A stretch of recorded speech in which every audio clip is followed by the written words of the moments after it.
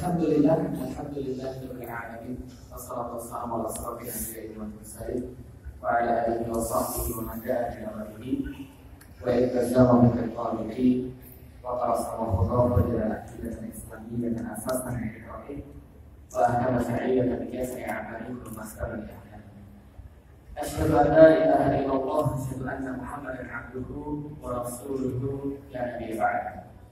وقال الله تعالى في كتابه الكريم أعوذ بالله من الشيطان الرجيم بسم الله الرحمن الرحيم كنتم خير أمة أخرجت للناس تأمرون بالمعروف وتنهون عن المنكر وتؤمنون بالله. Alhamdulillah, puji dan syukur senantiasa kita panjatkan kepada Allah Subhanahu wa Ta'ala yang telah menurunkan kepada kita Islam untuk kemudian memudahkan diri kita untuk mencapai kebenaran Islam, memudahkan kita juga untuk beristiqomah di dalam Islam, dan Allah yang telah memberikan kesempatan itu kepada kita, dan mudah-mudahan Allah menjaga Islam tetap di dalam diri kita sampai dengan maut menjemput kita. Amin. Salam dan salam semoga tercurah dan terlimpahkan kepada baginda Nabi besar Muhammad sallallahu alaihi wasallam. Maka siapapun yang mencintai Allah, maka wajiblah bagi yang mencintai Nabi Muhammad sallallahu alaihi wasallam mengikuti setiap langkah-langkahnya, lalu kemudian mengikuti setiap perkataan-perkataannya, dan kita memohon kepada Allah mudah-mudahan Allah berkenan ketika dia di kiamat membagikan kita dengan Rasulullah, kemudian Rasulullah mengenali kita sebagai bagian daripada umatnya, kita di barisan belakang beliau memasuki surga untuk pertama kalinya, dan mudah-mudahan kita memasukinya bersama-sama. Amin. Alhamdulillah, puji dan syukur kembali kita panjatkan kepada Allah karena pada hari ini Allah memperjumpakan kita dengan saudara-saudara kita yang mungkin ketika teman-teman lihat itu teman-teman tidak membayangkan ya kalau saudara-saudara kita yang sempit-sempit itu banyak ya. Alhamdulillah, apalagi di Jakarta kemarin sempat tegang sekali gitu kan ya. Mau nggak mau kita akui semenjak kasus penistaan agama yang kemudian muncul di Indonesia, itu banyak orang-orang yang tidak bersalah kena batunya, ya. Banyak orang-orang yang tidak bersalah kemudian muncul kebencian-kebencian pada etnis tertentu yang akhirnya itu justru yang tidak Islami. Karena kalau kita lihat gitu ya, sipil-sipil gitu ya, masya Allah, ini kan nggak sipil aja gitu. Masya Allah tapi beriman. Nah itulah kemudian bagian daripada yang Islam gantikan kepada kita. Tidak ada satu ikatan Bapak Ibu sekalian yang tidak menimbulkan problem selain daripada ikatan Islam. Tapi kalau ikatan-ikatan yang lain itu sudah pasti menimbulkan problem. Makanya Allah katakan dalam salah satu ayatnya surat Al-Imran, "Wadhkur nikmatallahi 'alaikum idh kuntum a'da'an fa'alafa baina qulubikum." Lah kenapa? Karena sebelum Allah mempersatukan hati-hati hambanya dengan akidah Islam, itu senantiasa pasti akan muncul permusuhan. Itu sudah pasti. Kalau ikatan itu didasarkan misalnya atas ikatan kekeluargaan. Ikatan kekeluargaan itu akan kuat kalau masih kecil. Tapi begitu kemudian dia menjadi besar, dia akan berantem dengan keluarga yang lain. Kalau ikatan itu karena etnis misalnya, itu juga pasti akan menimbulkan kekacauan, menimbulkan permusuhan. Nah, kenapa? Karena ikatannya atas etnis. Dan itu terjadi di masa-masa yang lalu. Orang Yunani bilang kami Yunani, kamu Romawi. Kamu Romawi, dia Persia. Maka mereka perang satu sama lain gara-gara nggak sama etnisnya kan gitu. Ikatan-ikatan yang lain lagi misalnya, ikatan kayak zaman sekarang, ikatan misalnya nasionalisme yang sempit misalnya, yang terjadi zaman sekarang, Malaysia, Indonesia, sama akidahnya sama-sama Muslim tapi berantem. Gara-gara apa? Memperebutkan tari pendek siapa menemukan, memperebutkan tempe siapa menemukan, paham kalau sekalian? Padahal kadang-kadang saya berpikir kalau ketemu Allah nanti dia umil nyaman, kalau saya tempe siapa menemukan, paham kalau sekalian? Nah ini ada ikatan-ikatan yang membuat rusak satu sama lain, yang membuat kita tidak perhatian pada saudara-saudara kita di Suriah, yang tidak membuat kita peduli pada saudara-saudara kita di Gaza misalnya. Padahal mereka satu akidah dengan kita. Saya dengan bapak saya dengan ibu saya, sebetapapun saya sayang sama mereka, dan sebetapapun mereka sayang dengan saya, di yaumil kiamat kalau seandainya mereka tetap dalam keadaan akidah mereka yang awal, kita tidak ketemu. Tapi kalau dengan teman-teman sekalian kita bisa saling membela. Saya bisa bilang sama Allah, ya Allah saya ketemu dengan Wawan misalnya. Saya menyaksikan keislaman dia baik misalnya. Saya ketemu dengan Ustaz Khalil misalnya, kalau Khalil saya menemukan bahwa keislamannya baik, maka kita bisa saling membela. Kalau Khalil tolong bela saya, Allah tolong bela saya, bahwa dulu pernah ketemu saya di dunia, Allah menyaksikan keislaman saya. Kita bisa saling membela. Kenapa? Karena Allah menyatukan kita atas satu akidah. Fa'ala fa'baina qulubikum fa'asbahtum bi ni'matihi ikhwana. Maka kenikmatan persaudaraan itu baru ada ketika seseorang sudah menemukan akidah Islam. Gak percaya, kita tes. Oke, kalau kita tes sebentar. Tesnya begini, Bapak Ibu sekalian, perkenalkan nama saya Felix Xiao. Jadi kalau saya tadi sudah memperkenalkan tadi, perkenalkan nama saya Felix Xiao, marga saya Xiao, nama Cina saya Xiao Chen Po. Nama Cina saya Xiao Chen Po. Nama saya Felix Xiao, nama Cina saya Xiao Chen Po, istri saya 1, orang mati Jawa Tengah, anak saya 4. Alhamdulillah. Anak saya 4, 2 laki-laki, 2 perempuan, saya lahir di Palembang. Which is saya orang Indonesia asli, dan saya asli dari Palembang. Sekarang saya tinggalnya di Jakarta. Saya seorang penulis, ya ada kerjaan saya seorang penulis dan juga seorang pengusaha. Itu adalah identitas saya. Pertanyaan saya sederhana, Bapak Ibu sekarang kalau saya tanya, ini pertanyaan penting bagi saya, tolong dijawab secara jujur dan nggak ada pilihan selain pertanyaan saya. Pertanyaan sederhana, saya nggak sama saya? Harus jawab, saya nggak sama saya? Ya, terima kasih. Oke, pertanyaan saya kemudian begini. Seandainya besok saya ganti warga negara, bukan warga negara Indonesia, ya, saya ganti warga negara, misalnya jadi warga negara Turki misalnya. Pertanyaannya masih sayang atau tidak? Sayang banget. Oke. Kalau seandainya besok saya nggak nulis lagi, artinya saya bukan seorang penulis, kira-kira teman-teman masih sayang sama saya atau tidak? Iya. Oke. Ternyata setelah dicek DNA saya, ternyata saya bukan orang Cina ternyata. Tapi ternyata saya cuma Cina KW saja. Masih saya sama saya? Kenapa bisa begitu? Karena tetap satu akidah. Paham? Artinya bagi teman-teman sekalian itu sudah betul yang paling penting adalah Islam, karena Islam di atas segala-galanya.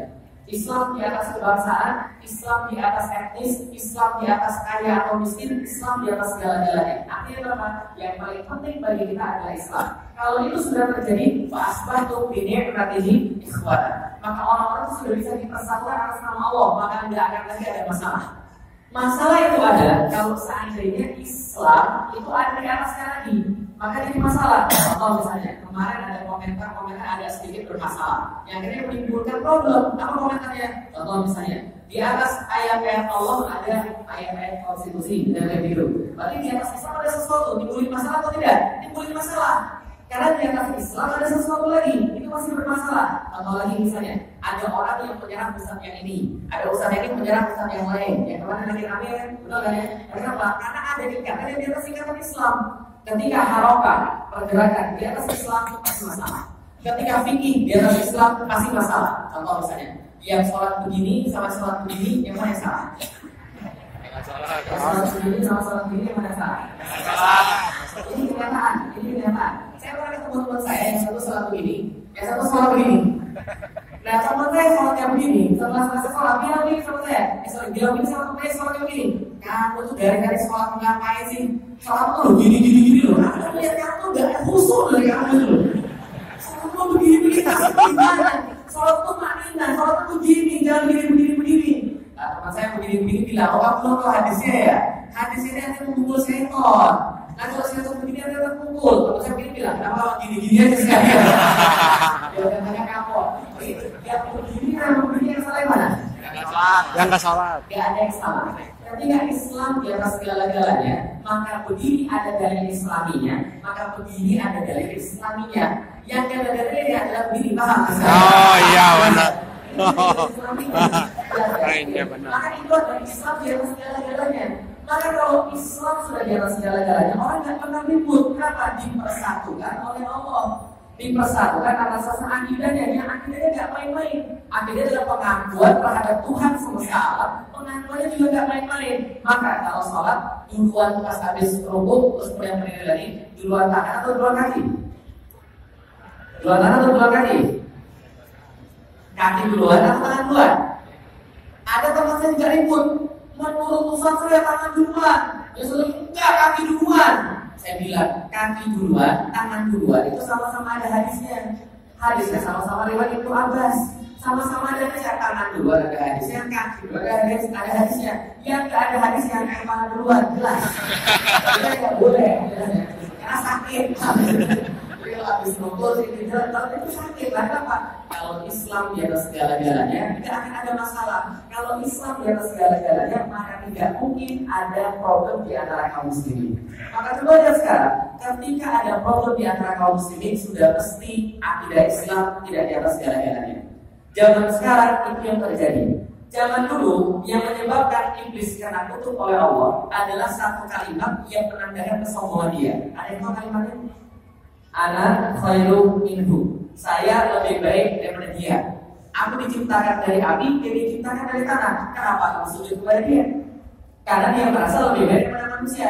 Tapi iblis di zaman dulu itu kalau rusak gak ngajak-ngajak orang. Lalu dia tetap larang, anak khairu minhu, saya lebih baik daripada dia. Manusia zaman sekarang rusak ngajak-ngajak orang. Apa itu sekalian? Kata-kata manusia zaman sekarang sudah lebih hebat dari iblis, sudah ada kemajuan. Kenapa? Iblis anak khairu minhu. Zaman sekarang manusia, nahnu khairu minhu. Paham menurut saya? Kami lebih baik daripada mereka, paham ya? Sudah salah ngajak-ngajak lagi. Mulai muncul cerita bahwa kita lebih baik daripada orang-orang di Suriah. Coba lihat orang-orang di Suriah, kerjanya setiap hari perang, kerjanya setiap hari kekerasan. Karena Islam mereka tidak lebih baik daripada Islam kita. Betul begitu? Nah ini yang kemudian terjadi apa? Ketika ikatan Islam tidak di atas ikatan semuanya, maka jadi begitu. Cerita menarik tadi dari Novel misalnya, dari apa sih kemudian datang dan bawa batu gitu ya. Tiba-tiba lihat masjid, oh ini masjid yang dilempar katanya. Kenapa? Islam ternyata di atas segala-galanya. Minimal bagi orang-orang masjid ketika lagi demo dan misi minimal, tapi tidak ada masalah. Yang jelas ketika Islam di atas segala-galanya, maka insya Allah akan terjadi kedamaian. Kenapa? Karena akidah Islam itu mendamaikan. Akidah Islam itu membuat orang menjadi selamat. Orang ketika masuk Islam mesti terjadi perubahan pada diri dia. Kalau yang tidak terjadi perubahan, mesti ada yang salah bagi dia. Nah itulah kunci daripada buah akidah. Sebenarnya bukan kunci daripada buah, tapi kunci daripada segala-galanya. Nah kalau kita bahas sedikit tentang kenapa kita memilih Islam, sederhana sebenarnya. Saya sering ditanya, kenapa sih kalian memilih Islam? Sebenarnya kalau di dalam jawaban semua orang hampir-hampir sama, tapi saya sedikit berbagi pada diri saya. Saya lahir di Palembang, di kalangan orang Chinese. Di kalangan orang Chinese itu saya tidak tahu kalau di Bandung seperti apa, dan saya tidak tahu kalau di tempat lain seperti apa. Tapi kalau di Palembang itu yang terjadi rasisme di kalangan orang-orang sangat ramai sekali di Palembang. Jadi sudah biasa kalau saya jalan-jalan di Palembang itu Cina, jadi kira-kira Cina, ya. Dan akhirnya yang muncul adalah apa? Yang muncul adalah di kalangan orang-orang Cina nggak suka sama orang-orang Muslim, dan di antara orang-orang Muslim nggak suka sama orang-orang Cina. Karena apa? Karena memang dari dulu sudah begitu. Mulainya dari apa? Mulainya dari penjajahan Belanda. Orang-orang Belanda mengelompokkan rakyat Indonesia itu menjadi dua. Satu namanya Friendly Australian. Jadi orang-orang timur yang dapat kelas. Yang satu lagi adalah Inlander, orang-orang pribumi. Dan di masa itu orang pribumi nggak boleh sekolah, orang pribumi nggak boleh dapat akses pada ekonomi. Sedangkan Friendly Australian, orang yang dapat kelas tadi mereka boleh dapat akses pada segala-galanya, termasuk ekonomi, termasuk pendidikan. Ada buktinya? Ada. Pulang dari sini, yang lahir di atas tahun 1960-an something, yang tahun 80-an, yang tahun 70-an, pulang dari sini, cek akta kelahiran. Cek akta kelahiran, di situ masih ada STBID. Pernah lihat akta kelahirannya? Belum. Nanti pulang cek ada STBID. STBID ada 1970, ada 1920 dan sebagainya. Itu pengelompokan dari orang-orang Belanda. STBID ada 11. Ada surat keputusan orang-orang Belanda, Ratu Belanda terhadap orang-orang Inlander atau keturunan dari timur. Ya, di kelompok dasar apa? Pribumi Muslim. Dapat STBID ya, kalau saya dasar 1920. Pribumi non Muslim itu dapat STBID dengan angka yang berbeda. Ketika mereka mau sekolah, mereka tunjukin akta kelahiran.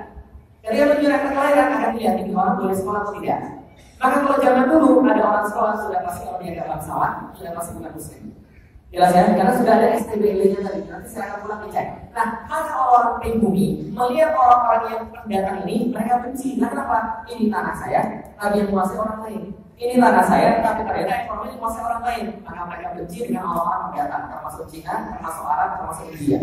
Tapi karena orang Arab Muslim, mereka tidak seperti itu pada orang Cina. Orang-orang Cina mendapatkan perlakuan yang itu tidak benci dengan orang-orang pribumi yang mereka anggap semua pribumi adalah Muslim. Ketemu di tengah jalan, ya kita di poin Cina aja gitu.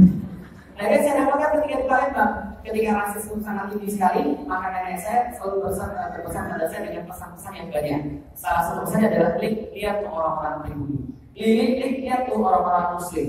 Mereka kalau kerja tidak becus, mereka kalau mereka janji tidak ditepati, mereka kalau lihat rumahnya jorok dan sebagainya. Muncul dalam pandangan kita Islam itu jorok, tidak benar. Kalau saya janji tidak amanah, kalau saya dipercaya itu tidak benar, ya. Dan itu yang muncul.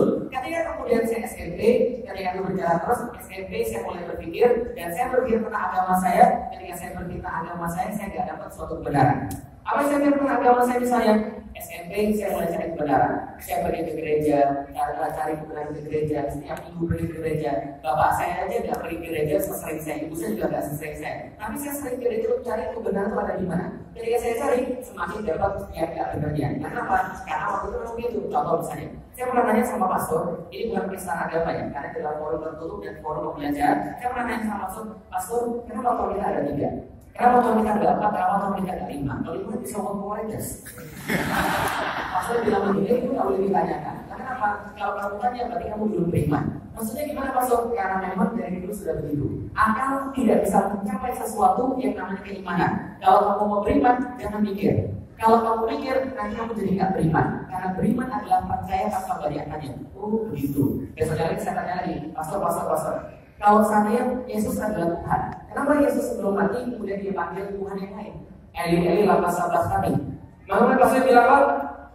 Pastor bilang, jangan banyak tanya. Kalau kamu banyak tanya, berarti kamu belum beriman. Saya bilang, ya sudah kalau gitu saya nggak usah banyak tanya. Tapi saya merasa aneh. Kenapa saya merasa aneh? Saya bilang sama pastornya, pastor kalau Tuhan tidak boleh banyak tanya, kenapa Tuhan ciptain kita akal?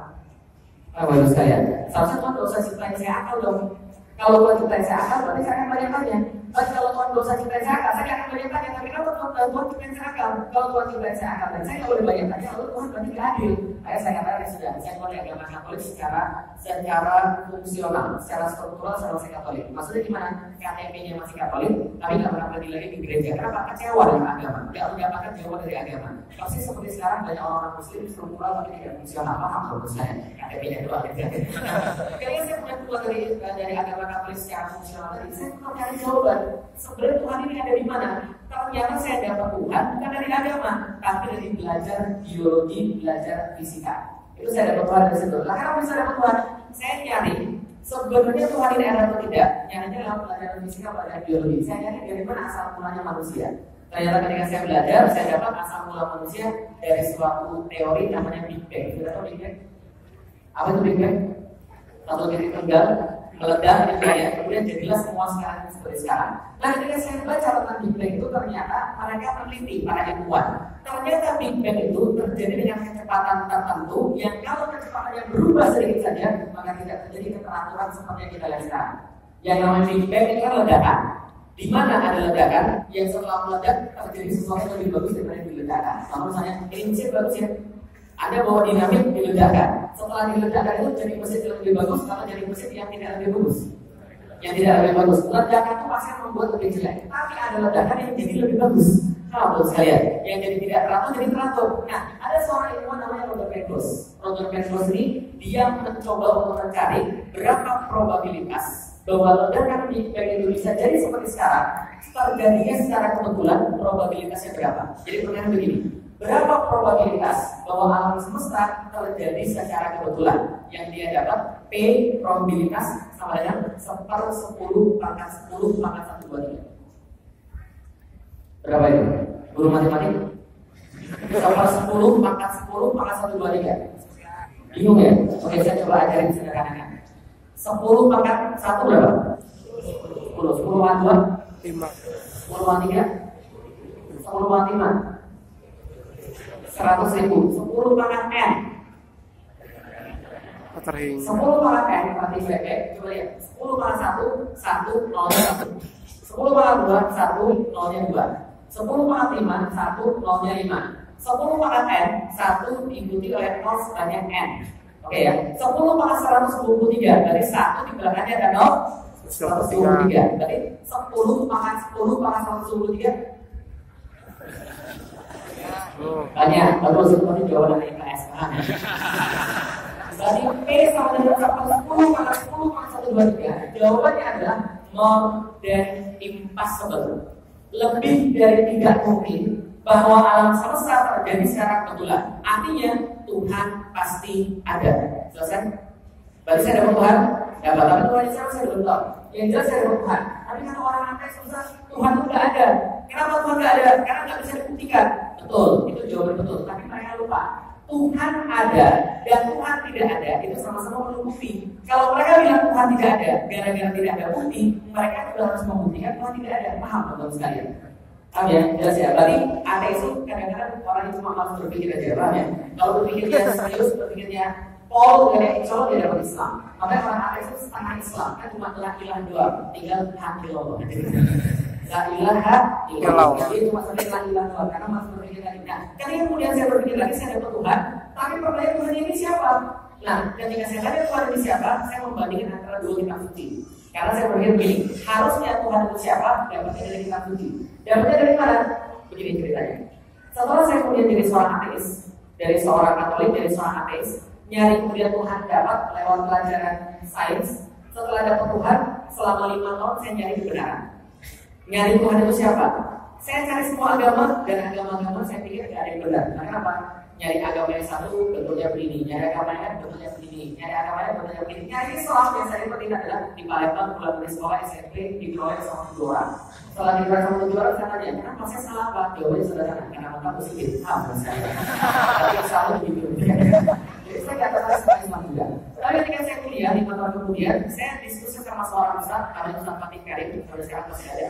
Ustaz Fatih Karim ini ngomong sama saya begini, kalau kamu tertarik sama Islam, besok ada di rumah saya di depan, kita diskusi tentang Islam, kamu bawa Alkitabmu, dan saya bawa Al-Quran. Nanti kita akan lihat agama mana yang benar dari Alkitabnya atau dari Alkitab kuncinya. Saya bilang, sorry saya sudah nggak percaya dengan Alkitab, tapi kita bisa bahas tentang Al-Quran. Minggu depannya kita bahas tentang Al-Quran. Ayat ini yang pertama kali pada saya adalah dari kalau kita la raiba fihi hudan lil muttaqin. Lalu kemudian saya langsung bilang, ini kita kalau itu salah. Lalu apa salah? Tadi kan katanya dari kalau kita la raiba fihi hudan lil muttaqin. Terjemahnya apa? Kitab ini tidak ada keraguan di dalamnya, tidak ada kesalahan di dalamnya, petunjuk bagi orang yang bertakwa. Saya bilang kitab ini salah. Lalu apa salah? Berarti dia mengklaim dia sempurna. Nah ini salah. Lalu kenapa salah? Karena bagi saya tidak ada buatan manusia yang sempurna. Loh, kok bisa begitu? Pikiran saya waktu itu, coba lihat, logis nggak? Yang buat Alkitab manusia, yang buat Tripitaka manusia, yang buat Weda manusia, berarti buat Al-Quran juga manusia, logis nggak? Logis, karena nggak tahu. Karena waktu saya nggak tahu kalau yang buat Al-Quran bukan manusia. Tapi pikir saya kalau yang lain yang buat manusia, berarti yang buat Al-Quran juga manusia. Nggak mungkin yang buat manusia, dan itu sempurna. Manusia semua nggak ada yang sempurna kok. Bagaimana buat yang sempurna? Lalu Ustaz Fatih Karim bilang, ya yang buat bukan manusia, yang buat langsung Tuhan pencipta semesta alam. Saya bilang lebih nggak mungkin. Masa Tuhan tulis lalu kasih kepada manusia? Itu nggak mungkin. Mereka tidak caranya begitu. Tapi diwahyukan kepada Muhammad Nabi yang terakhir dengan cara kemudian dibuat lewat malaikat, dan ini langsung dari Tuhan pencipta semesta alam. Saya bilang semua agama juga mengklaim bahwa dia benar. Gak ada agama yang bilang bahwa dia salah. Kita pasti nomor 1. Maka ada buktinya harusnya. Kalau ada bukti saya percaya. Kalau tidak ada bukti sama seperti yang lain. Maka Ustaz Fatih berkata ada buktinya. Saya kaget. Serius ada buktinya? Ada. Dalam surat yang sama, ayat yang berbeda, surat Al-Baqarah ayat 23.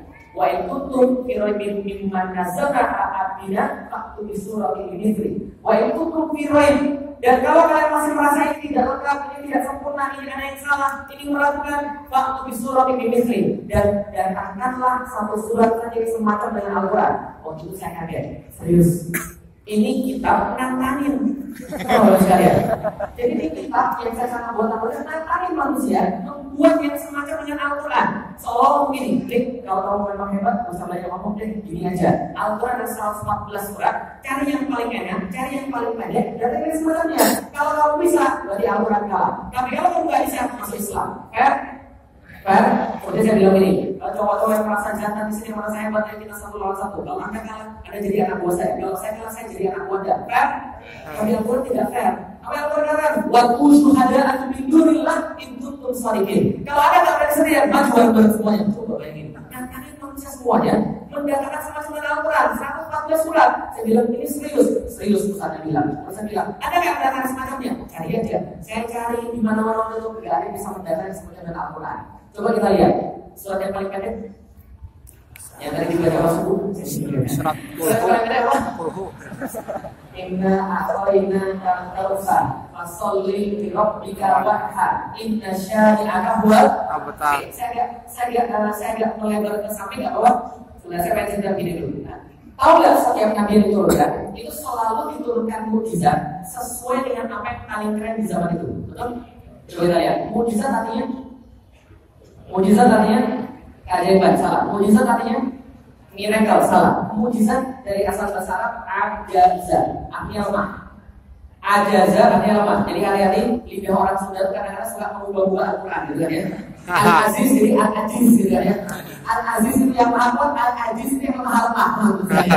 Ajaza artinya lemah. Mukjizat artinya yang melemahkan. Mukjizat artinya melemahkan. Yang paling keren di zaman itu dilemahkan dengan sesuatu yang datang dari Allah. Contoh, yang paling keren di zamannya Nabi Musa apa? Sihir. Kali bisa berubah jadi ular, gitu ya. Apalagi bisa air bisa berubah jadi anggur dan sebagainya. Ini yang paling keren di zaman itu adalah sihir. Tapi dikatakan mukjizat yang lebih keren daripada sihir. Tadi jadi ular. Oh, baru kita jadi tongkat jadi ular makan ular yang lain. Gitu ya. Ini lebih keren. Maka Allah mendatangkan mukjizat selalu yang sesuai di zamannya. Contoh, Nabi Isa yang paling keren di zamannya apa? Bukan sihir lagi. Yang paling keren di zamannya apa? Yang paling keren di zamannya medis. Maka dikatakan sesuatu yang lebih hebat daripada medis. Oh, baru cuma menyembuhkan orang aja, baru bisa nyembuhin batu aja. Ini hidupin orang mati. Nah, kira ini mukjizat. Orang terkaget-kaget, oh ini pasti Nabi. Kan ya? Zamannya Nabi Daud yang paling keren apa? Perang. Jalur, tolut, itu tadi ada sebagainya. Kemudian melihat perang, dia bisa membuat besi dengan tangannya, membuat besi dengan tangannya, mukjizat juga. Maka yang namanya mukjizat selalu dikatakan yang paling keren. Di zamannya orang-orang Arab yang paling keren apa? Syair, hafalan, bahasa, sastra diturunkan yang lebih keren daripada itu semua. Inna a'toinakal kautsar fasholli li rabbika wanhar inna syani'aka huwal abtar. Yang juga sama bedanya wal asr innal insana lafi khusr illa alladziina aamanu wa 'amilus shalihaati wa tawassaw bil haqq wa tawassaw bis sabr. Kerenannya di mana? Yang lebih daripada syair di mana? Apa kita mengira cuma RRR doang belakangnya gitu? Tidak benar itu. Kalau RRR semua itu juga bisa. Orang-orang Sumatera sudah terlatih bikin pantun. Mau RRR semua bisa, AI bisa, II semua terserah. Tapi ternyata lebih dari itu. Kenapa? Suatu waktu ada seseorang yang mencoba menjawab tantangan ini. Namanya Musailamah. Lebih terkenal di dalam sirah sebagai Musailamah Al-Kadzdzab. Musailamah sang penipu. Suatu waktu Amr bin As datang pada Musailamah, lalu dia berbicara pada Musailamah. Musailamah sahabatku, aku baru dengar Muhammad baru dapat wahyu yang baru.